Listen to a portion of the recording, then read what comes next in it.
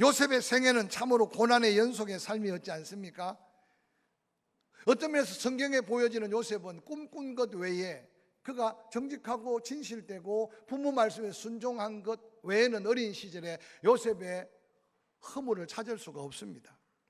그래서 성경에 기록한 요셉은 허물이라기보다는 하나님의 은혜 안에서 어린 시절을 보낸 거죠. 그런데 요셉에게 다가온 것은 열 형제들에게 미움이 변해서 죽음의 공포를 경험했습니다. 사랑받아야 될 대상에게 사랑은커녕 도로 시기와 투기, 미움으로 죽음의 위협을 느꼈다면 얼마나 안타까운 삶의 모습입니까? 뿐만 아니라 팔려간 인생 10여 년 동안 보디발의 집에서 보낸 요셉의 그 고통과 억울함은 그 어디에도 경험할 수 없는 아마 삶의 흔적일 겁니다. 3년 동안 왕의 감옥에서 죽음의 공포, 얼마나 요셉이 인간적이고 육신적으로 죽음의 공포가 두려웠으면 술 맡은 관원장의 꿈을 해몽하며 예언하면서 인간적인 지푸라기 하나를 마지막 붙은 모습으로 나는 이벌이 소년이고 이 감옥에 갇힐 만한 죄를 범한 자가 아니다. 당신이 3일 만에 이제 복직이 될 텐데 바로 왕 앞에 내 인생의 이 굴곡지고 어렵고 고통스럽고 원한 맺힌 삶을 좀 소개해서 나를 이 죽음의 공포 속에 있는 감옥에서 건져내 달라고 간절하게 부탁하는 인간적인 요셉의 마지막 절규를 우리는 성경을 통해 볼 수 있었습니다. 그럼에도 불구하고 2년이라는 세월이 지날 동안 술 맡은 관원장은 요셉에게 받은 은혜까지 잊어버리고 약속까지 잊어버렸습니다. 요셉은 이미 이제 아마 내 인생 끝자락이고 내 인생의 운명이 끝이 여긴가 생각할 수 있었을 겁니다. 그런데 어느 날 요셉은 그럼에도 불구하고 성경은 계속 기록하기를 여호와께서 요셉과 함께 하셨다. 모세를 통해서 이전의 믿음의 조상들의 믿음을 소개하니까 결론을 알고 기록한 기록이겠지만 요셉의 인생 걸음을 한 걸음 한 걸음 따라 걷는다면 어디 요셉의 인생이 형통이며 어디 요셉의 인생에 하나님의 함께 하심을 볼 수 있겠어요? 사랑받아야 될 대상에게 미움을 받고 미움이 커져서 죽음의 공포 속에 팔려가는 인생인데 거기 무슨 감사가 있고 거기 무슨 여호와 함께 하심의 형통함을 발견할 수 있겠어요? 말이 10년이지 청춘 젊음을 다 바쳐 섬기기를 다하고 자기 때문에 보디발이 복을 받았는데도 모함과 배신을 당한 요셉의 인간 감정 속에 하나님의 함께 계심이 어디 있으며 그게 무슨 형통이겠습니까? 그런데 훗날에 믿음으로 요셉의 일생을 펼쳐놓고 보니까 고난도 은혜고 모함도 그 가운데 하나님의 형통의 신비로운 비밀이 감추어져 있어서 요셉은 그런 남이 경험할 수 없는 엄청난 고난과 역경 속에 하나님의 함께 하심을 경험하며 살고 그게 요셉의 형통함으로 이루어져 가는 놀라운 길이었음을 성경은 보여주고 있습니다. 저는 여호와께서 요셉에게 함께 하셨다는 말로만 기록하고 있는데 그러면 여호와께서는 누구나 아무나 다 함께 하셔서 그 형통의 복을 주셨을까? 요셉의 편에서 보면 사람이 버리고 환경이 나를 떠나고 여러 가지 상황이 여의치 않지만 요셉은 이유 없는 꿈, 결과를 알 수 없는 꿈이지만 하나님이 요셉에게 준 꿈은 바로 우리의 믿음이라고 생각하면 그거 하나 붙들고 힘들어도 어려워도 하나님만 바라보는 요셉을 하나님은 끊임없이 함께 하셔서 형통의 길로 인도하신 하나님이 요셉의 하나님, 여기까지 인도한 우리가 믿는 하나님. 할렐루야. 저는 오늘날 뉴스를 봐도 세상에 들려오는 소리를 봐도 희망이 전혀 없어요. 왜 우리에게 이런 어려운 환경을 가져다 줄까요? 이전에는 열심히 일하면 잘 먹고 잘 살 수 있다. 그래서 새벽종이 울렸네. 아침 해가 활짝 떴네. 일하러 가세. 그래서 일하는데 소망 갖고 일했어요. 그분들이 다 조국 건대하의 역군들이었어요. 근데 여러분 이제는 시간과 돈 또한 얼마나 일해야 될지 끊임없는 계약 속에 우리가 뭔가 소망 있는 걸음으로 도전하는 믿음의 도전을 찾아보기 어려운 시대 속에 살고 있어요. 그렇다고 해서 누구를 원망하겠습니까? 그렇다고 해서 낙심하고 절망만 하고 있겠습니까? 저는 이때가 민족적으로 이때가 먼저 교회 안의 성도들이 은혜를 경험한 하나님의 사람들이 다시 한번 여호와께서 요셉과 함께 하셨던 형통의 믿음의 비밀을 다시 붙들어야 될 때 우리가 이 시대에 살고 있음을 저는 믿습니다. 요셉을 통해 이루시려고 하는 하나님의 섭리가 무엇이라고 생각합니까? 가장 밑바닥, 그러고는 견딜 수 없는 고난의 역경들을 거치게 하고 난 다음 어느 날 요셉이 꿈을 꾼 꿈을 가지고 하나님께 부르짖은 적도 없고 하나님께 간구한 적도 없지만 하나님은 요셉의 고난의 길을 엮어서 아무도 상상할 수 없는 애굽의 총리의 자리를 세우신 하나님이 원하시고 기뻐하시는 뜻이 무엇이겠습니까? 오늘 요셉은 본문 창세기 45장에 하나님은 살리기 위해서, 하나님은 하나님의 역사를 이루기 위해서 나를 나되게 하셨다고 고백하면서 그 형제들 앞에 내가 바로 하나님의 은혜 입은 요셉, 내가 바로 하나님의 형통의 주인공 요셉입니다 라고 고백하는 이 고백이 오늘 말씀의 결론적인 고백으로 우리 모두가 이 고백의 주인공이 될 수 있기를 기대합니다. 첫 번째로 하나님이 요셉을 그 형통의 길로 인도하여 애굽의 총리가 되게 하신 이유는 요셉을 통해 아브라함에게 약속한 복의 근원의 복이 이어가며 하나님이 기대하는 하나님의 백성을 이 땅에 세우시기를 원한 거룩한 역사를 하나님은 이루기를 원하셨습니다. 요셉이 그 고난 속에 그 고난을 견디지 못했거나 그 고난의 사명을 벗어 던졌다면 하나님은 아브라함에게 약속한 믿음의 조상으로서 그 후손들이 하늘의 별과 같고 바다의 모래 같으며 또한 그 민족을 통해서 그들의 후손을 통해 세계 열방이 복을 받을 하나님의 약속은 헛된 약속으로 끝날 수밖에 없었을 겁니다. 그런데 요셉 한 사람 그 믿음의 역사 속에 하나님과 동행하는 걸음을 통해 하나님은 결국 하나님의 뜻을 이루는 놀라운 역사를 이루었습니다.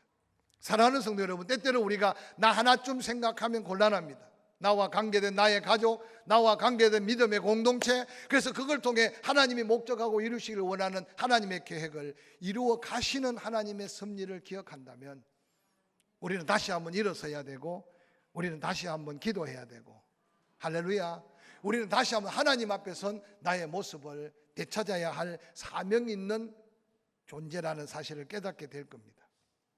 뿐만 아니라 하나님은 지금 요셉을 통해서 놀라운 역사는 세상의 권세, 세상의 힘만을 의지하던 애굽, 그 애굽에 지배받고 있는 수많은 건동 지역의 나라들, 백성들, 근데 요셉의 연약한 요셉 한 사람을 통해 하나님이 그 모든 것을 주관하시고 주장하시고 다스린다는 사실을 하나님은 증거하고 공포하고 있습니다.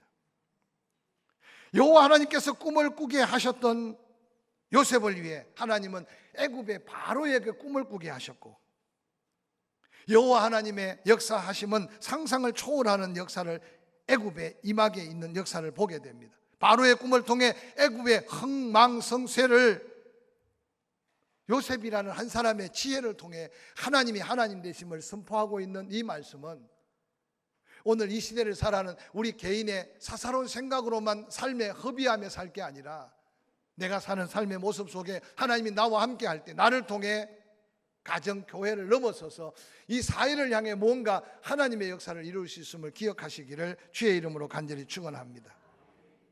창세기 47장을 펼쳐보면 기근이 얼마나 심해졌는지 사방에 먹을 것이 없습니다. 애굽 땅과 가나안 땅이 함께 기근을 다 당합니다. 요셉이 곡식을 팔아 애굽 땅과 가나안 땅에 있는 모든 돈을 거두어 드립니다. 돈으로 곡식을 샀다가 47장 15절에 보니까 애굽 땅과 가나안 땅에 돈이 다 바닥났습니다. 백성들이 양식을 가지고 있는 것은 애굽의 총리 요셉밖에 없음을 알고 요셉에게 다가와서 이제 돈으로 살 수 있는 돈이 다 떨어졌는데 양식 없어 굶어 죽게 생겼습니다. 어떻게 합니까? 그때 요셉이 뭐라고 말합니까? 당신들의 우리의 가축이 있지 않느냐. 그래서 애굽 사람들 뿐만 아니라 근동 지역에 있는 사람들, 양식이라고는 요셉이 관리하는 창고밖에 없으니 온갖 짐승들을 다 끌고 와서 양떼, 소떼를 가지고 와 요셉에게 양식을 바꾸어 갑니다. 그러고는 해가 지납니다. 여전히 7년, 6년은 계속되고 있잖아요. 이제 돈도 떨어졌습니다. 양식으로 바꾸어 먹을 가축도 다 바꿔 먹었습니다. 그들이 요셉에게 와서 또한 말합니다. 이제 우리가 바꿀 건 다 바꾸고 없는데 당신이 양식을 주지 않으면 우리가 다 죽게 생겼다. 그때 요셉이 뭐라고 말합니까? 너희의 토지가 있지 않느냐? 놀랍게도 애굽에 그렇게 콧대 높은 애굽 사람들뿐만 아니라 주변 나라들 토지 문서를 가지고 요셉에게 줄을 서서 양식을 바꿔갑니다. 요셉의 손에 그 강력한 애굽의 생명 생존권이 달리게 하신 하나님의 역사를 오늘 성경은 그대로 보여주고 있습니다. 사랑하는 성도 여러분, 때때로 여야 지역적인 감정, 때때로 여러 가지 국가가 행하는 행정 속에 다양한 생각이 다를 수 있겠지만, 저는 지금쯤은 다양한 표현, 다양한 주장, 다양한 말이 필요한 게 아니라 하나님이 과연 이 민족을 어떻게 주장하실까 기대하는 믿음의 사람들의 기도가 시작돼야 될 때가 이때라는 사실을 기억하시기를 주의 이름으로 간절히 축원합니다. 오늘 요셉은 양식을 사러 온 형제들, 그러고는 그 형제들을 다시 양식을 손에 쥐어 돌려보내면서 아버지의 생존을 확인하고 그의 동생 베냐민이 아직도 살아있음을 알게 됩니다. 그리고 다음에 양식이 필요해서 또 오게 될 걸 요셉은 알았어요. 다음에 양식이 필요할 때는 당신의 막내 베냐민을 같이 데리고 와야 내가 당신들을 믿겠다. 정말 주께서니 야곱이 그렇게 반대하는데도 아버지를 설득시키고, 그러고는 형제들이 베냐민을 대동해서 양식을 구하러 요셉 앞에 왔습니다. 아무도 총리된 요셉, 아니 총리가 될 요셉을 상상할 수 없었던 형제들, 이상하게 총리 공간으로 불러들이고, 그러고는 그 정을 억제하지 못해 대서통곡합니다. 그러고는 그 형제들 앞에 내가 바로 요셉입니다. 저는 이 상황을 말씀으로 묵상하면서 20여 년이 지난 여러분, 지금 야곱 그 피부치 베냐민을 보는 순간 얼마나 속에서 그 마음에 안타까운 마음이 있었겠습니까? 그런데 성경에 보니까요, 유다가 이전에 포악했던 육신의 형이 아니었어요. 유다가 집안 내력들을 설명하는데, 베냐민을 두고 가라, 그리고 너희 가족들을 다 데리고 와라. 그런데 유다가 나서서 하는 말이, 지난날 자신들의 가오들을 하나하나 통회하는 마음으로, 우리 집에 베냐민의 형 요셉이라는 형이 있었는데 우리가 그를 죽이려고 하다 팔아먹었습니다. 아버지가 요셉의 죽음 때문에 얼마나 고통스러웠는지 모릅니다. 이 베냐민을 돌려보내주지 않으면 지금 나이 많은 우리 아버지는 바로 죽을 겁니다. 베냐민을 돌려보내지 아니하려면 차라리 나를 볼모로 종호를 삼고 베냐민을 돌려보내줘야 됩니다. 그 유다가 요셉 앞에서 구구절절 이야기하는 그 이야기 속에는 이전에 자기를 시기하고 미워해서 팔아먹던 형제들이 아니라, 어느 날 세월이 지나면서 그 유다와 형제들 마음속에 아버지를 걱정하고 베냐민을 걱정하며, 그리고 지난날 자기들이 해쳤던 그의 동생 요셉을 해쳤던 걸 후회하며 회개하는 그 마음을 요셉이 마음으로 다 받아들인 거예요. 그 소리를 듣던 요셉이 사람들을 급하게 불러 물리고 그 형제들만 모아놓고 대성통곡하며 곡했던 그 소리가 얼마나 컸던지, 문 밖에 있는 총리 관제에 있는 일하는 그들의 신하들뿐만 아니라 곁에 있는 바로의 궁궐에서도 들릴 정도로, 저는 이 말씀을 묵상하다가 요셉이 왜 그렇게 통곡하며 그렇게 안타깝게 울었을까? 그것은 바로 그가 받은 하나님의 은혜 안에서의 회복된 요셉의 마음인 것을 성경은 소개하고 있습니다. 사랑하는 성도 여러분, 지난날 요셉의 비참한 인생을 생각한다면, 요셉이 그걸 원망하고 그것을 자기의 운명 속에 절망감으로 사로잡혀 살았다면 요셉은 아마 감옥에서 그런 마음을 가졌을 수도 있어요. 내게 돈이 주어져 봐라, 내게 권세가 주어져 봐라. 가나안까지 찾아가서도 그 열 형제의 목을 따고, 그렇게 자기가 충성을 다했는데 자기를 모함하고 배신한 보디발의 그 아내 갈기갈기 찢어 죽이고, 보디발도 죽일 수 있지 않겠어요? 술 맡은 관원장을 당장 끌어내려 만인 앞에 그의 의리 없음을 선포할 수 있었을 거예요. 이게 오늘 인생사를 사는 하나님의 은혜 없는 자의 삶의 모습일 거예요. 근데 요셉은 전혀 그런 모습이 아니라는 사실을 성경에서 우리에게 보여주고 있어요. 사도 바울은 로마에 흩어진 성도들을 위로하며 격려하며 이렇게 외칩니다. 우리가 알거니와 하나님을 사랑하는 자, 곧 그 뜻대로 부르심을 입은 자들에게는 모든 것이 합력하여 선을 이룬다. 사도 바울이 생각할 때 하나님의 사랑으로 택함을 받고 그 하나님을 사랑하며 내 이웃을 내 몸같이 사랑하는 하나님의 뜻대로 사는 자는 그가 하는 일 모든 일의 결과를 하나님께서 선하게 역사하셔서 하나님의 뜻을 이루신다. 그래서 저는 로마서 8장 28절을 창세기 39장 요셉의 여호와께서 요셉과 함께 하시니 그가 어떤 상황 어떤 일을 하든지 형통케 하셨던 그 말씀이 바로 신약시대 사도 바울이 고백하는 모든 것이 합력하여 선을 이루시는 하나님의 형통함의 축복이 아닌가라고 확신하며 고백합니다. 뿐만 아니라 사도 바울은 에베소서 2장 8절 이후 믿음으로 구원받는 구원의 은혜를 선포하고 난 다음 10절에 그렇게 기록합니다. 우리는 그가 만드신 바라 그리스도 예수 안에서 선한 일을 위하여 지으심을 받은 자니 이 일은 하나님이 전에 예비하사 우리로 그 가운데 행하게 하려 하심이라고 말합니다. 예수 믿고 구원받고 나니까 보니까 내가 아닌 것을 사도 바울이 고백하는 거예요. 하나님이 만드신 자다. 하나님의 목적을 위해서, 하나님의 선하신 뜻을 위해서. 할렐루야.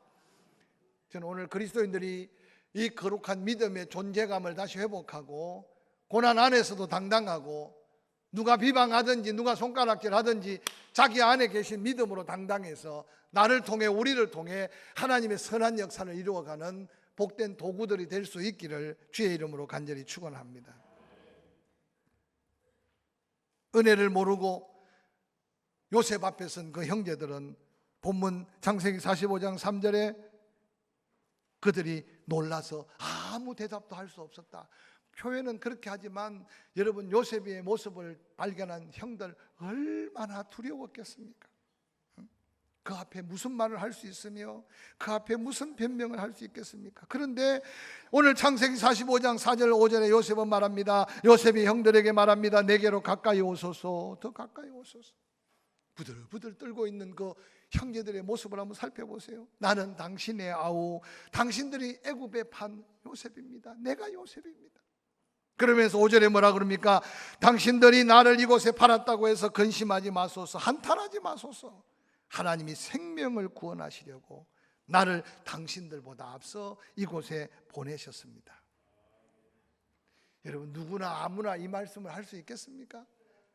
하나님의 은혜를 경험하고 하나님의 은혜의 크기가 지난날 상처를 치유받은 자가 고백할 수 있는 최고의 사랑의 고백이고 최고의 용서의 고백이 아니겠습니까? 그러고는 6절 8절에 이렇게 요셉은 고백합니다.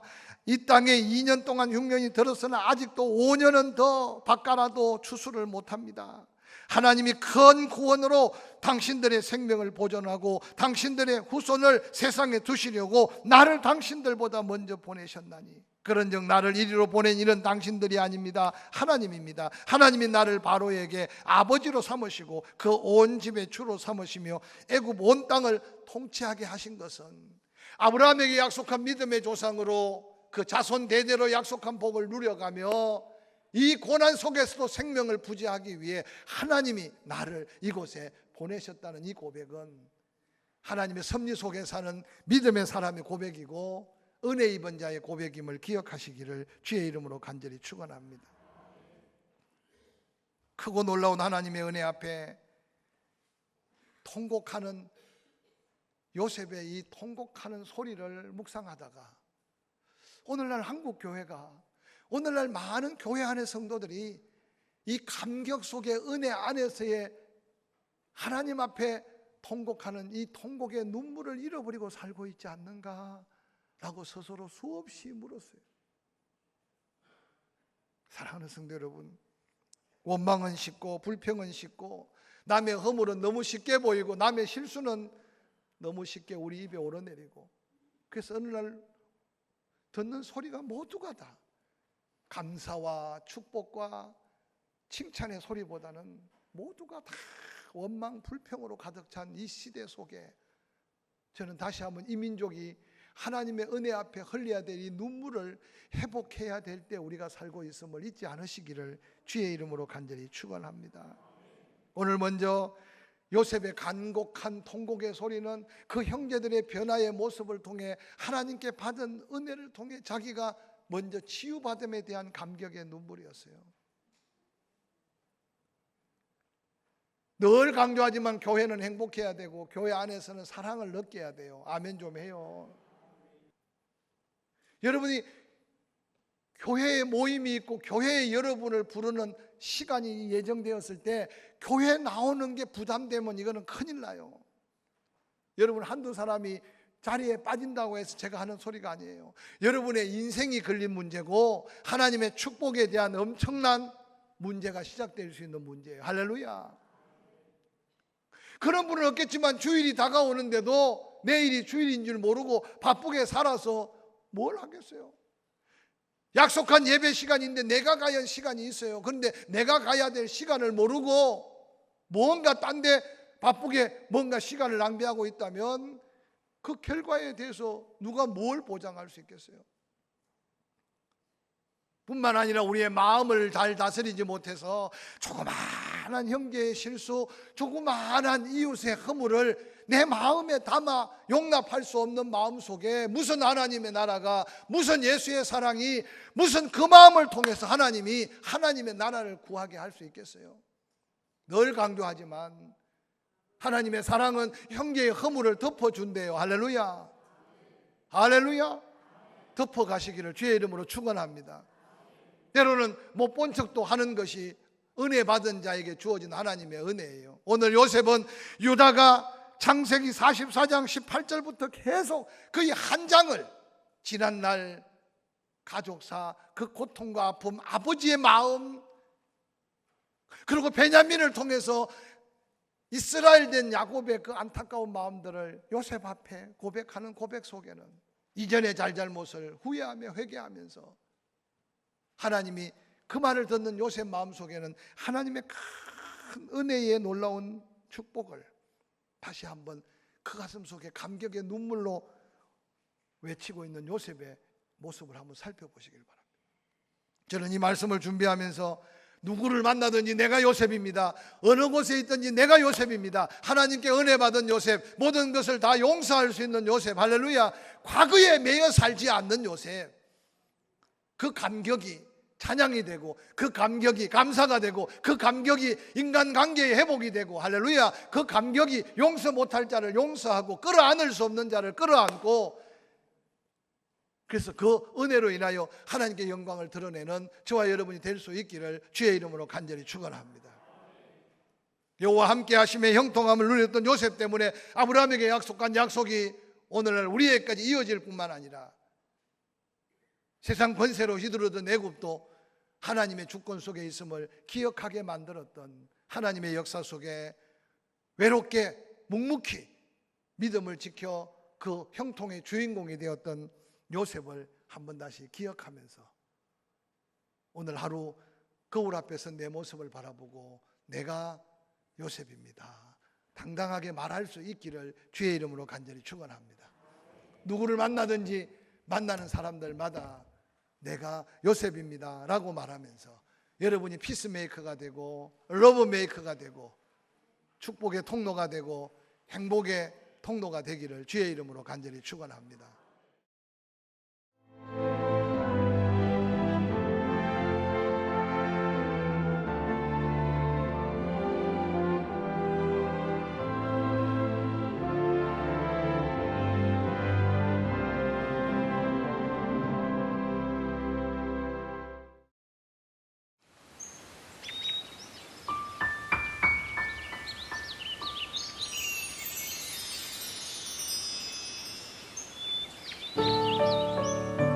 생명을 살리는 방송 CBS TV